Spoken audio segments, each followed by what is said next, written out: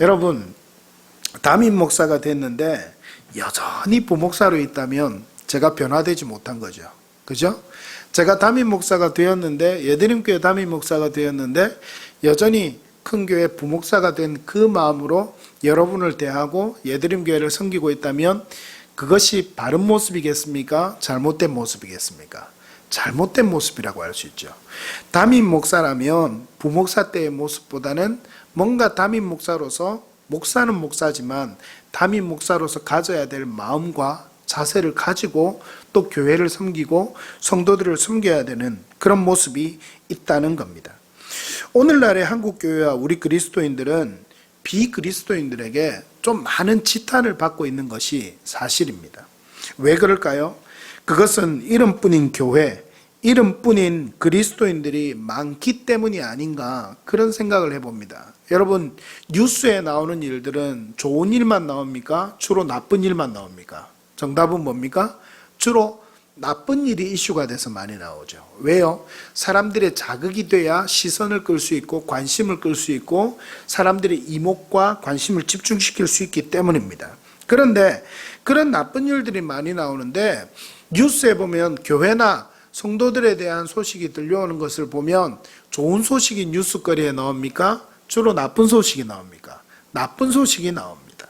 그러니까 이 한국교회 모든 목사들과 한국교회들이 다 잘못된 것처럼 생각을 합니다. 그런데 제 주변에만 해도 수백 명의 목사님들, 제가 아는 분들이 있지만 그 많은 목사님들 중에 정말 나쁘다고 이야기할 수 있는 목사님들은 정말 별로 없습니다. 그렇듯이 많은 목사들이 바르게 살아가고 있지만 뉴스는 그렇게 만든다는 거예요. 그러나 이 세상으로부터, 비그리스도인들로부터 교회와 성도들이 손가락질을 받는 이 현실은 부정할 수 없습니다. 왜일까요? 그것은 정말 이름뿐인 교회와 이름뿐인 그리스도인들이 많기 때문일 것이라 그렇게 생각합니다. 예수 그리스도를 믿는다는 것은 그리스도인들이 된다는 것입니다. 그리스도인이 된다는 겁니다. 그리스도인이 된다는 것은 예수 그리스도를 따르는 사람이 된다는 의미입니다. 여러분 믿으시길 바랍니다. 이 고백이 있기를 간절히 바랍니다. 그래서 로마서 1장 17절은 그렇게 이야기합니다. 오직 의인은 무엇으로 말미암아 살리라? 믿음으로 말미암아 살리라. 잘 아시죠? 오직 의인은 믿음으로 말미암아 삽니다. 믿음으로 말미암아 구원받습니다. 믿음으로 말미암아 천국 갑니다. 믿음으로 말미암아 하나님이 주신 복을 누리게 됩니다. 여러분 믿으시기를 바랍니다. 그런데요, 여러분 이 믿음은 어떤 믿음을 이야기하는 줄 아세요? 히브리서 11장에 저는 여러분들에게 믿음을 가지면 잘 된다는 이 이야기만 하고 싶은데 히브리서 11장이 성경에서 말하는 믿음장이라고 하는 성경장이에요. 그런데 이 믿음의 사람들의 이야기가 히브리서 11장에는 쭉 기록이 되어 있습니다. 그러면서 히브리서 11장 32절에 40절 어디라고요? 히브리서 11장 32절에 40절 기니까 여러분 못 읽습니다. 집에 가셔서 여러분 한번 찾아보시길 바라요.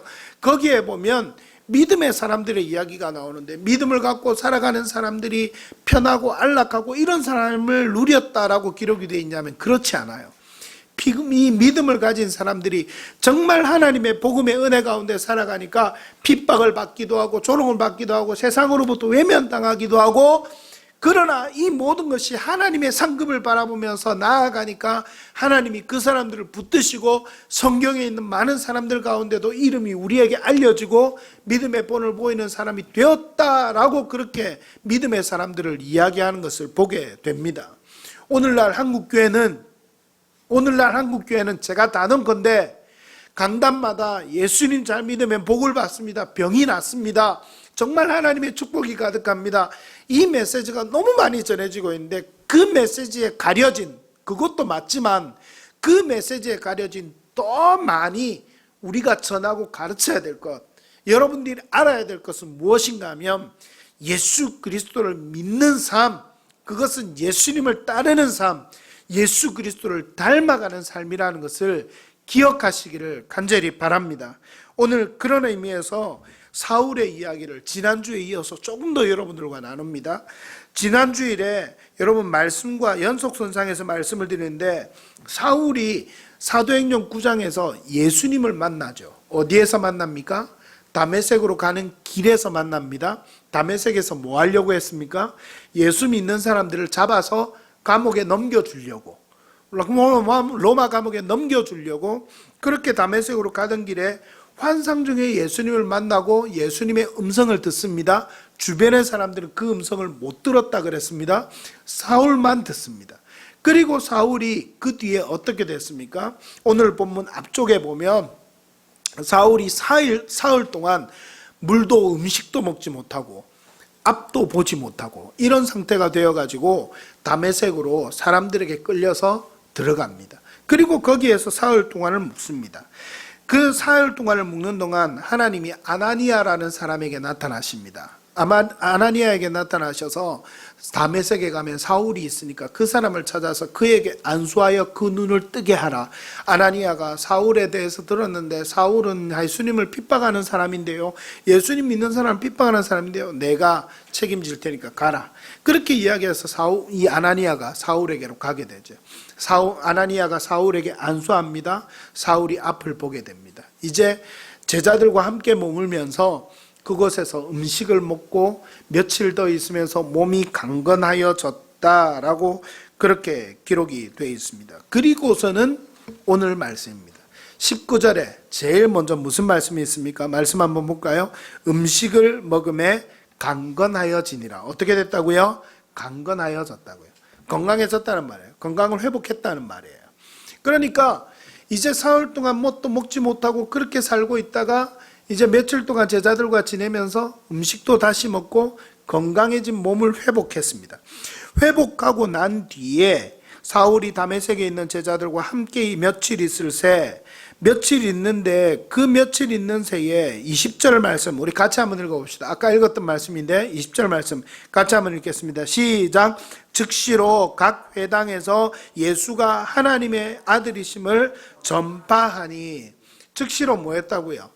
예수가 하나님의 아들이다, 예수님 믿어야 된다라고 이제 증거하는 사람이 됐던 거예요. 여러분, 사울은 어떤 사람이었다고요? 예수님 믿는 사람들을 잡아서 감옥에 갇히도록 넘겨주는 일을 하던 사람이 바로 사울이었습니다. 예수님 믿는 사람들을 한마디로 핍박했던 사람이 사울이었어요. 근데 사흘, 그리고 제자들과 함께 있는 이 며칠 포함해 보면 한 일주일, 열흘 이 정도밖에 안 됐을 거예요. 그런데 이 기간 동안 사울이 변화되게 됩니다. 그래서 예전에는 예수님을 믿는 사람들을 핍박하는 사람이었는데 이제는 그것을 넘어서서 자신이 예수님을 믿는 것뿐만 아니라 예수님 믿는 이것을 사람들에게 전합니다. 예수님이 하나님의 아들이다. 이 말씀이 무슨 말씀인지 지난주에 이야기했던 거 기억나시죠? 유대인들은 예수님을 하나님의 아들이라 인정하지 않습니다. 그래서 지금도 메시아를 기다리고 있어요. 그런데 사울은 예수님이 하나님의 아들이라 믿어지는 거예요. 왜요? 만났으니까. 만나고 나서 믿어지니까 사울이 전하는 거예요. 근데 여러분, 여기서 한번 생각해 볼 게 있어요. 사울에게 무슨 일이 있었을까? 사도행전 1장부터 9절은 예수님을 만난 이야기밖에 없어요. 그리고 사울은 사람들의 손에 이끌려서 앞도 보지 못하게 됐으니까 끌려서 다메섹으로 들어가서 어느 방에서 묵었겠죠. 음식도 못 먹습니다. 앞도 보지 못합니다. 이 사흘의 시간이 사울에게는 상당히 중요한 시간인 거예요. 성경에 기록이 되어 있지 않지만 여러분 한번 생각을 해보세요. 사흘이 지나고 나자 사울이 딴 사람이 된 거예요. 사울에게는 어떤 일이 있었을까요? 여러분, 이게 중요해요. 사울은 이 사흘이 지나고 나니까 그 전에 예수님을 안 믿던 사람이 예수님을 믿고 전하는 사람으로 180도 바뀌어 있는 거예요.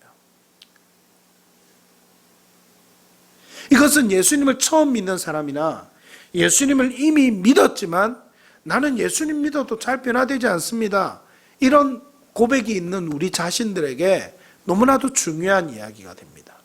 사울은요, 자신이 가지고 있던 가치관이 있었다 그랬죠. 어떤 가치관이었습니까?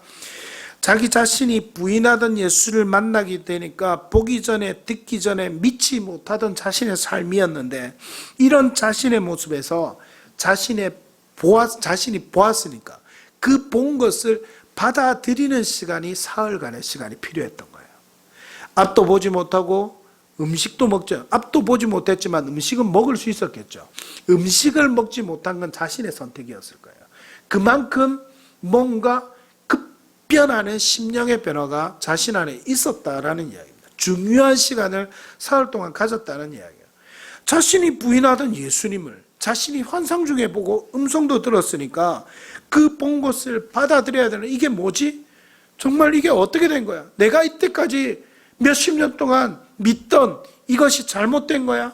그러면서 자신의 가치관과 자신의 생각을 확 뒤집는 일이 자신의 사건에 벌어지니까 자신의 본 것을 받아들이는데 쉽지 않았던 거예요.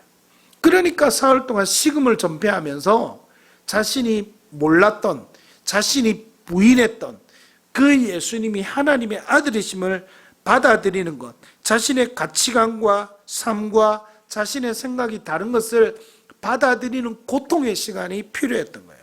두 번째, 이 고통의 시간이 필요하고 난 다음에 자신에게 뭐가 밀려왔겠습니까? 회개가 밀려왔겠죠. 울음이 밀려왔겠죠. 왜요?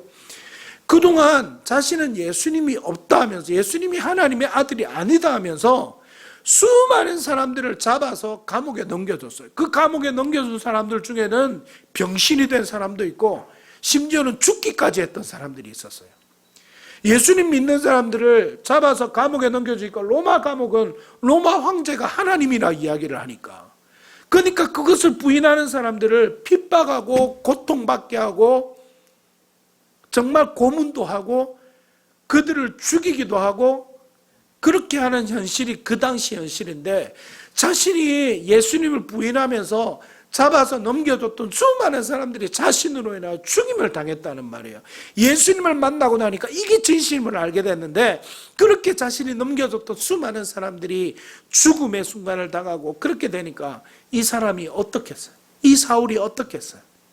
그 마음에 엄청난 회개가, 엄청난 자괴감이, 엄청난 후회가 밀려오지 않았겠습니까? 밥이 넘어가겠습니까? 예수님 만나고 난 뒤에 그 마음에 엄청난 아픔과 고통이 있었을 겁니다. 여러분 생각해 보십시오. 사람이 잘 변합니까?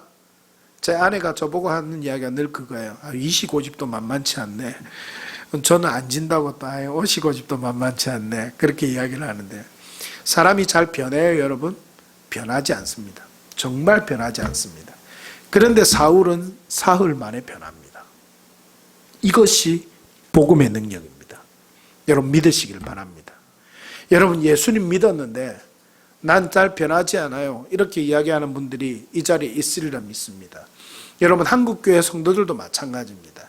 예수님 믿는데 명목상의 그리스도인, 예수님 믿는다고 하면서 나는 예수님 믿습니다라고 입술만 고백하고 여전히 아무것도 변하지 않고 자신의 생각과 가치관은 변하지 않은 채 예수님 믿는 삶이나 안 믿는 삶이나 똑같이 살아가는 사람들이 너무나 많이 있어요. 여러분 이것이 정말 잘못된 거란 말이에요. 제가 변화된 사울에 대해 설교를 하면서 어떤 글을 찾아서 읽어보았습니다. 변화되어야 하는 것을 가르치지 않는 교회가 문제가 있다. 변화되어야 하는 것을 가르치지 않고 설교하지 않는 목사들에게 문제가 있다라고 이야기하는 어떤 신학자의 글을 제가 읽으면서 제가 정말 맞다는 생각을 했어요. 이 설교를 준비하면서도 그 마음이 제가 든 거예요. 여러분 하나님의 은혜 가운데 살아가면서 예수 믿으면서 변하지 않는다는 것 정상이 아닌 거예요. 예수 믿으면서 예수님 믿는 것 외에 다른 것이 더 즐거운데 그냥 그것에 내 자신을 던져놓고는 예수님을 믿는 것도 아니고 안 믿는 것도 아니고 이렇게 살아가는 것, 말씀이 전혀 즐겁지 않은데 아무런 충격도 받지 못하고 살아가는 것, 찬양이 잘 되지 않고 예배 드리는 것이 즐겁지 않은데도 그냥 살아가는 것, 이게 정상이 아니라는 거예요. 사단은 그렇게 우리를 놓아두는 거예요. 사단은 그렇게 우리를 그냥 놓아두는 거예요. 그래서 느끼지 못한 채 무감각하게 변화되지 않아도 괜찮아, 그냥 살아가, 이렇게 사단은 우리에게 속삭이는데 우리가 그 속삭임에 속고 있다는 겁니다.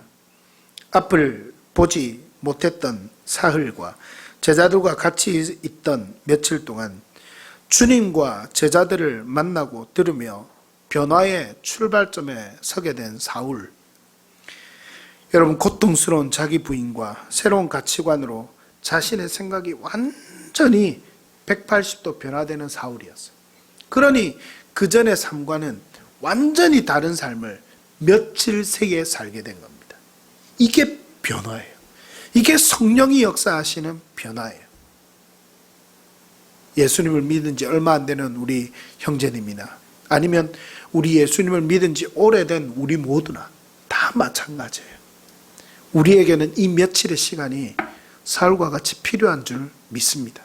저도 마찬가지고 여러분 한 사람 한 사람도 마찬가지고 예수님 믿어도 예수님 믿는다고 하면서 뭔가 잘 변화되지 않는 것이 있다면 여러분 오늘 이 예배를 드리고 난 뒤에 기도할 수 있는 마음을 가지시기를 바라요. 하나님, 사울과 같이 내게도 사흘간에 내게도 단 며칠간에 이 시간을 통해서 정말 강력한 성령의 역사로 변화될 수 있는 은혜가 내게도 필요합니다. 그런 은혜가 있기를 간절히 바랍니다. 우리 찬우는 이번 주 목금도 수련회를 가게 되는데 수련회에 참여하면서 이 은혜가 있기를 바랍니다. 네. 그래서 정말 살아계신 하나님을 만나야 해요.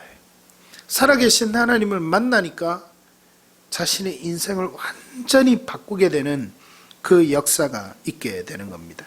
많은 그리스도인들이 이름만 그리스도인인 이유가 뭔 줄 아십니까? 예수 믿어도 자신의 생각과 가치관은 그대로 자기 자신을 부인하고 예수를 받아들이는 것이 필요합니다. 이렇게 이야기를 해도 그걸 받아들이지 않은 채 그냥 살아갑니다. 예수님께서 말씀하십니다. 마태복음 16장 24절에 한번 따라합시다. 이에 제자들에게 이르시되 누구든지 나를 따라오려거든 자기를 부인하고 자기 십자가를 지고 나를 따를 것이니라.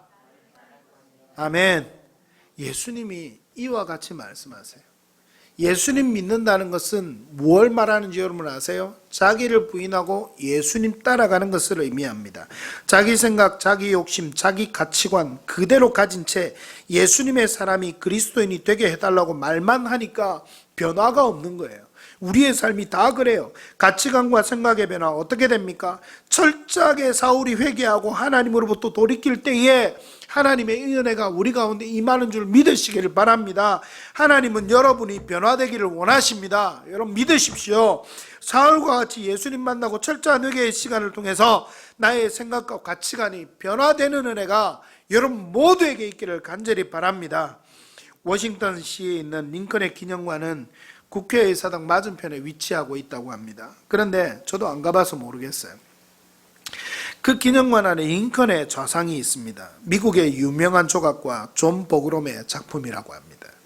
이 존 보그롬이 링컨의 좌상을 만들 때 일화가 있습니다. 조각가 보그롬이 매일 아침 일찍부터 저녁 늦게까지 링컨의 석상을 만드는데 그냥 돌덩어리 하나를 갖다 놓고 돌을 막 깎아내는 거예요. 그래서 이 조각을 하니까 옆에서 떨어지는 돌 조각을 치우는 흑인 여성을 이제 보조하는 사람으로 이제 고용을 해가지고 도와주게 했습니다. 그런데 매일같이 보그롬이 땀을 흘리면서 큰 바위를 두들기는데 여러 날 후에 한 덩어리 바위 속에서 훌륭한 링컨의 형상을 나오니까 이 흑인 여성이 너무 신기한 거예요.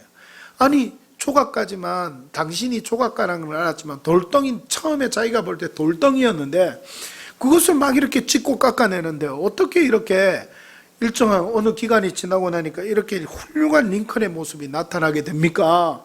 이렇게 여성이 깜짝 놀라서 물은 거예요. 그러니까 이 보그롬에 대답하는 말이 지극히 당연한 말이지만 이 보그롬은 이렇게 대답합니다.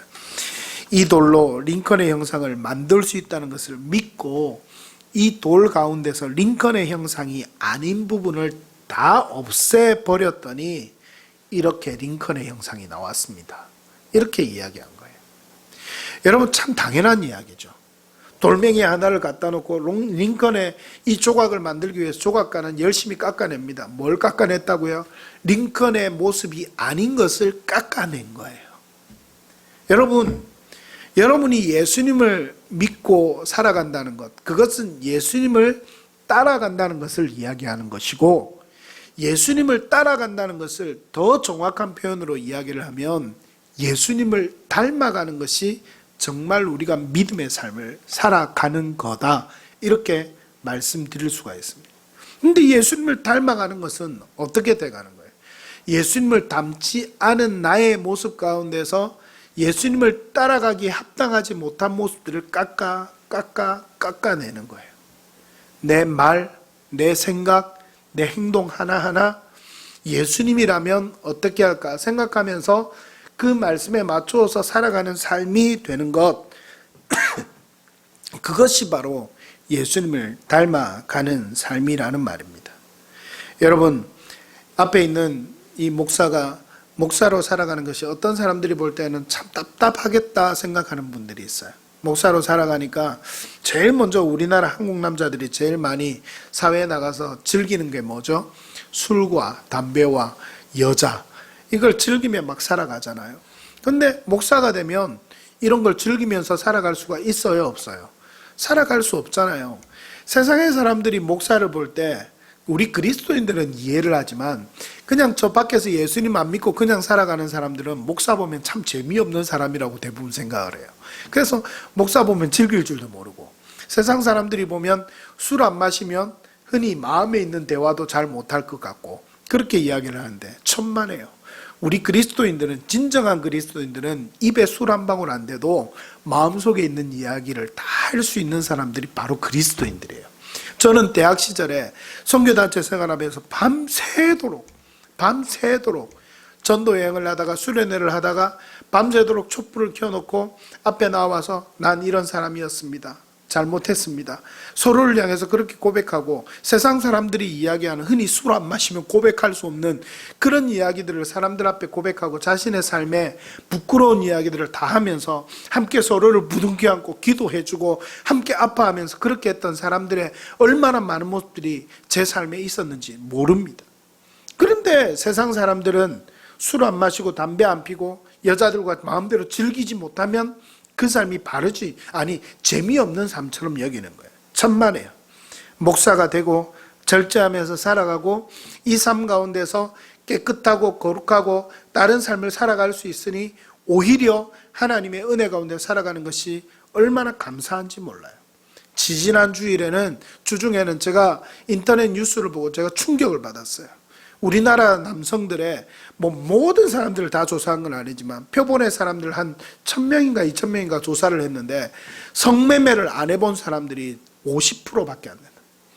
그러니까 밖에 나가서 돌아다니는 사람들의 남성들 중에 2명 중에 1명은 성매매를 경험했다는 거예요. 여러분, 이게 이해가 돼요? 이해가 되세요, 여러분? 대한민국이 이런 시대를 우리가 살아가고 있어요. 하나님 믿는데, 여러분, 하나님 믿는 사람들이 5,500만 중에 1,000만 명이 하나님 믿는 사람이고, 한 번쯤은 교회를 나갔다고 이야기할 수 있는 사람들이 한 3분의 1 이상은 되지 않겠어요? 절반 이상은 되지 않겠어요? 그런 이 대한민국에서 남자들 중에 절반이 성매매를 경험해봤다는 게, 여러분, 이게 상상이 되는 이야기예요? 저는 우리 청년 생활을 할 때, 청년부 목사를 할 때 자매 청년들에게 이야기했습니다. 제발 교회를 벗어나서 형제를 만나지 마라. 그리고 형제를 만나게 되면 신앙생활 안 하는 친구들이면 반드시 교회를 데리고 와 신앙생활을 하게 해라. 왜냐하면 여기에 와서 신앙의 공동체 안에 있어야지 이 어려운 세상에서, 이 유혹 많은 세상에서 승리하며 살아갈 수 있는 사람이 그렇게 많지 않다. 그런 남자들이 정말 많지 않다. 그나마 신앙 안에 서 있어야 말씀을 통해서 매주 목사를 통해서 도전을 받고 말씀 읽고 하나님의 은혜 가운데 살아가는 것이 무엇인지 알아야만 이 세상에 넘어지지 않고 유혹에 쓰러지지 않고 그런 삶을 살아갈 수가 있는 사람이 될 수 있지, 그냥 세상에서 살아가는 사람들 중에 그런 삶을 살아갈 수 있는 사람들이 그렇게 많지 않다. 제가 늘 이야기를 했어요. 여러분, 예수님을 믿는다는 것, 그것은 우리의 가치관과 생각이 먼저 변화되어야 되고 그 다음에는 우리의 행동이 변하는 거예요. 사울은 행동이 변했습니다. 그전에는 예수님 믿는 사람들을 잡아서 감옥에 넘겨주는 일을 했던 사람이 단 며칠 지나고 나니까 어떻게 돼요?